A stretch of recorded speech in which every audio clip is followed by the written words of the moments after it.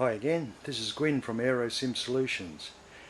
Today I'm showing you the Boeing type rudder pedals I've built for my own simulator. I'm going to be opening them up, showing you underneath how they're made. The foot plates are made from a 10mm MDF carcass covered with 2mm aluminium. The main box is 6mm PVC, and so the pedals, the 6mm PVC is extremely strong. I'm sure it'll last many years.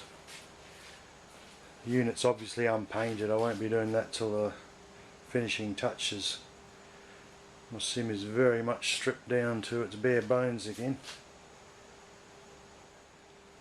The top cover of the box which houses the internal mechanism is hinged, and I've fitted a little pair of neat magnets to the top and bottom.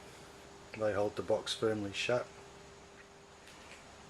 Inside the mechanism basically consists of a couple of swing arms. The black parts are steel tubing, square tube.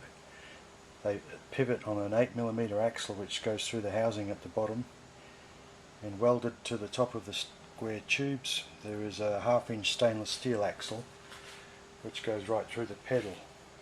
The pedals are retained by a locking washer with a screw in the middle there. The two black pivot arms are connected with some link rods to the bell crank at the back. The bell crank also has a gear to drive the yaw potentiometer. Down at the front there's a couple of springs and some link arms which provide an easy method of self-centering. I'll push the left rudder forward and you can see that the right link arm and spring goes down loose. Coming back the other way to swap hands. The springs are quite powerful. It's quite hard to move with my hands, but give them a push and they snap back to the middle, no problem at all. Next we have the brake mechanism. Pushing the brake down, you can see the return spring stretching. The brake pedal is connected to the plate, which also has the potentiometer for analog braking. Just close the box. Around the back you can see the back of the bell crank, it's got a hole. This can be connected to the second set of rudders.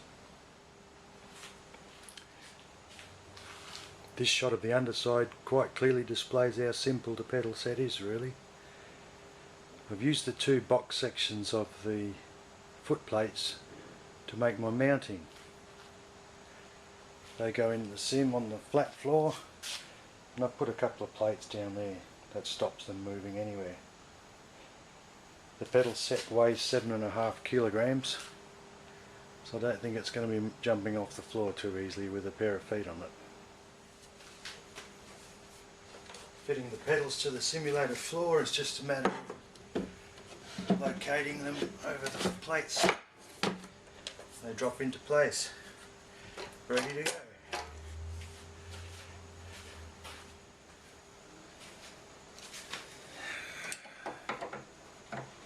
This is the adjustable tie rod.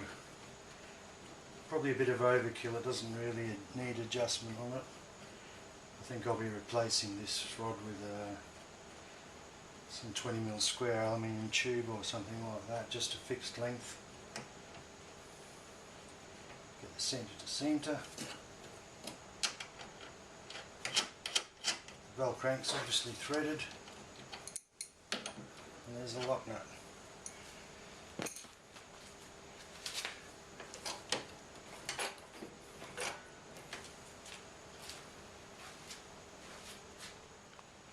And there we have the two sets of pedals installed. It's basically the flight controls and my sim finished.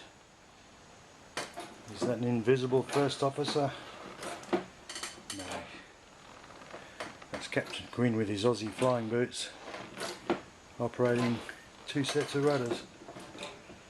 The braking motion, independent of course, and giving them a push, you can see they clearly spring back to the middle nicely.